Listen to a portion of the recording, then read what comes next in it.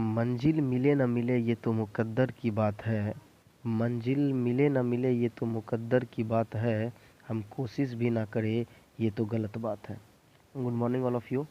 परीक्षा से संबंधित करंट अफेयर्स, ये प्रश्नोत्तर उत्तर सभी प्रतियोगी परीक्षाओं के लिए, स्टैटिक जीके और BPSC and other PCS exam के लिए भी महत्वपूर्ण है।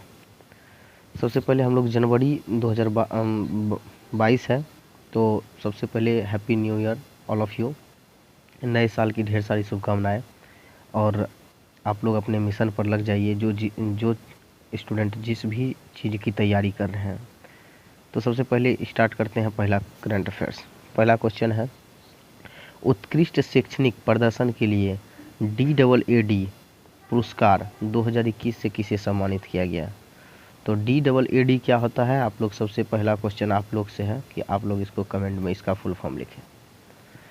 तो ये जो उत्कृष्ट पुरस्कार मिला है ये शिप्रा दुरेजा को मिला है। तो शिप्रा दुरेजा कौन है, जिनको कि 2020 का DAAD पुरस्कार मिला है। तो इम्पोर्टेंट पॉइंट्स देख लेते हैं क्या है। शिप्रा दुरेजा को उत्कृष्ट शैक्षणिक प्रदर्शन के लिए DAAD पुरस्कार 2021 से सम्मानित किया गया है। और DAAD पुरस्कार जर्मन एकेडमिक एक्सचेंज सर्विस द्वारा दिया जाता है। इम्पोर्टेंट पॉइंट देख लिए। नेक्स्ट क्वेश्चन है, दूसरा क्वेश्चन है, विश्व का पहला डुअल मोड वाहन, डुअल मोड व्हीकल DMV किस देश ने लॉन्च किया है।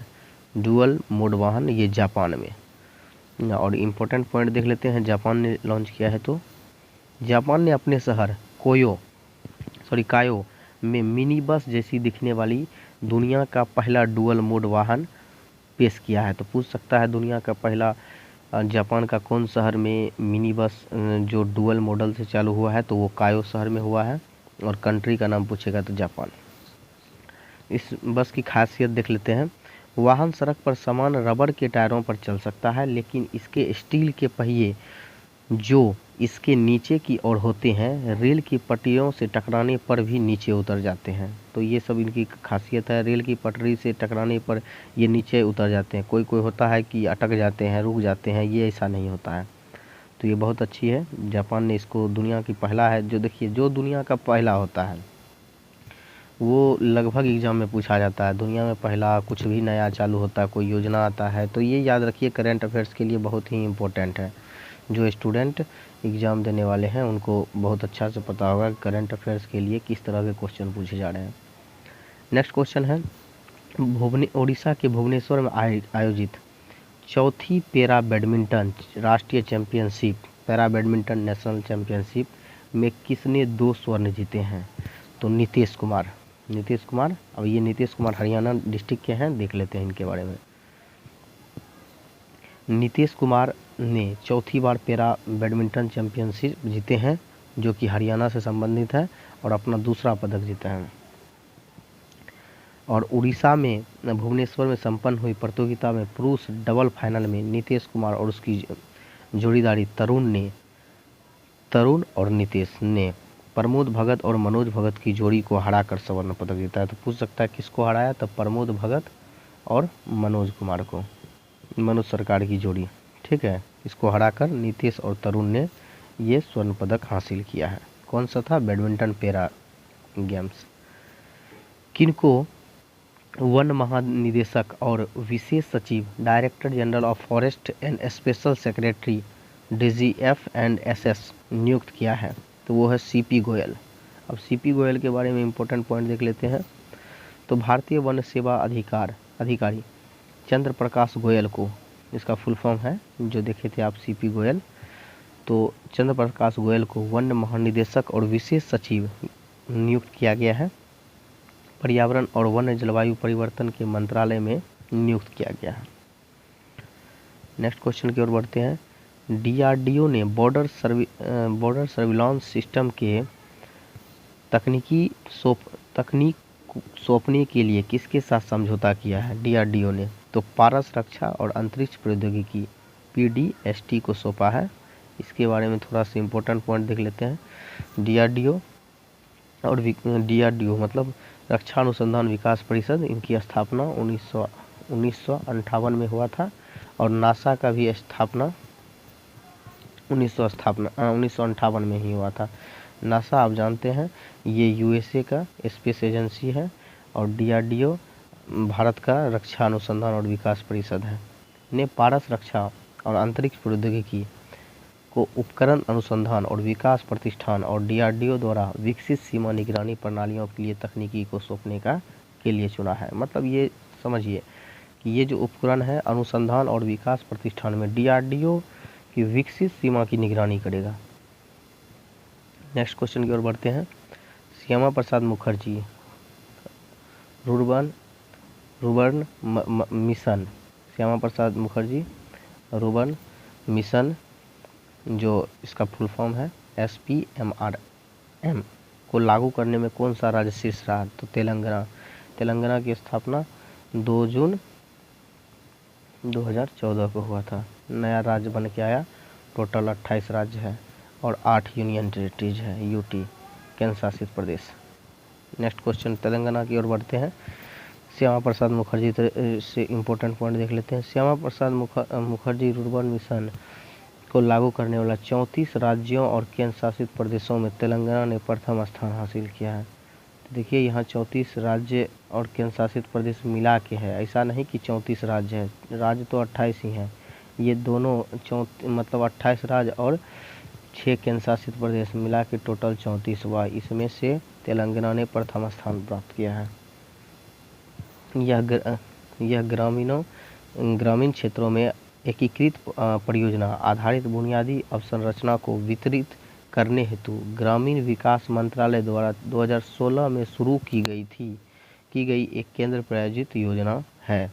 इसमें आर्थिक गतिविधियों का विकास और कौशल का भी विकास शामिल है। मतलब इसमें क्या हो जाएगा कि इकोनॉमिक पर ध्यान दिया जाएगा।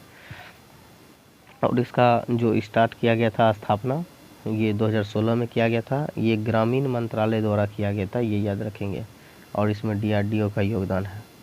7वां क्वेश्चन है, कौन सा अफ्रीकी देश ब्रिक्स देशों का न्यू डेवलपमेंट बैंक NDB का सदस्य बना है? तो वो मिस्र है। मिस्र का राजधानी क्या है? काहिरा। और नील नदी पर बसा सबसे बड़ा शहर भी काहिरा है। और नील नदी दुनिया की सबसे लंबी नदी है। दुनिया की सबसे लंबी नदी है जो अफ्रीका में बहती है। और सबसे ज़्यादा जो फ़ायदा होता है वो मिस्र को ही होता है। चलिए मिस्र थोड़ा सा न्यू डेवलपमेंट बैंक के बारे में देख लेते हैं। न्यू डेवलपमेंट बैंक ने इजिप्ट यानी मिस्र को अपने सदस्य के रूप में मान्यता दी है।